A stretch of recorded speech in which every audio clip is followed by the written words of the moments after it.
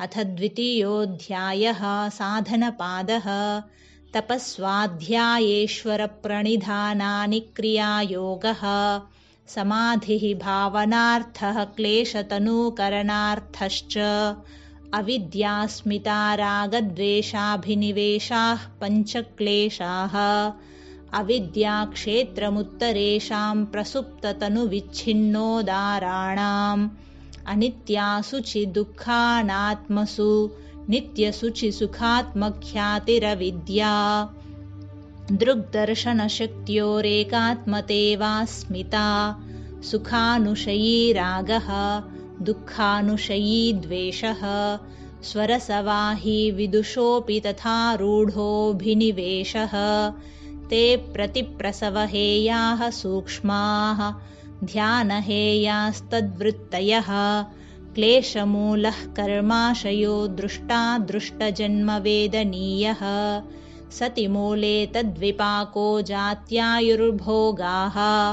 ते ह्लादपरितापफलाः पुण्यापुण्यहेतुत्वात्।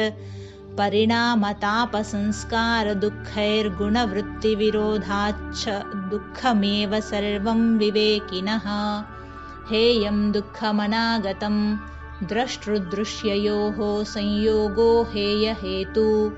प्रकाशक्रियास्थितिशीलं भूतेन्द्रियात्मकं भोगापवर्गार्थं दृश्यं। विशेषाविशेषलिङ्गमात्रालिङ्गानि गुणपर्वाणि। द्रष्टा दृशिमात्रः शुद्धोऽपि प्रत्ययानुपश्यः। तदर्थ एव दृश्यस्यात्मा। कृतार्थं प्रति नष्टमप्यनष्टं तदन्यसाधारणत्वात्। स्वस्वामिशक्त्योः स्वरूपोपलब्धिहेतुः संयोगः। तस्य हेतुरविद्या। तदभावात् संयोगाभावो हानं तदृशे कैवल्यम्। विवेकख्यातिरविप्लवाहानोपायः। तस्य सप्तधा प्रान्तभूमिः प्रज्ञा। योगाङ्गानुष्ठानादशुद्धिक्षये ज्ञानदीप्तिराविवेकख्यातेः।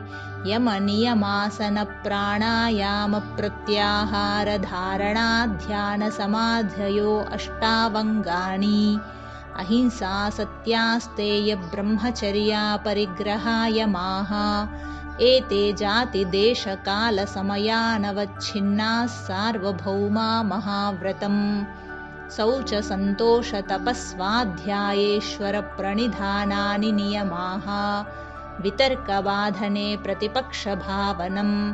वितर्काहिंसादयः कृतकारितानुमोदिता लोभक्रोधमोहपूर्वका मृदुमध्याधिमात्रा दुःखाज्ञानानन्तफला इति प्रतिपक्षभावनम्।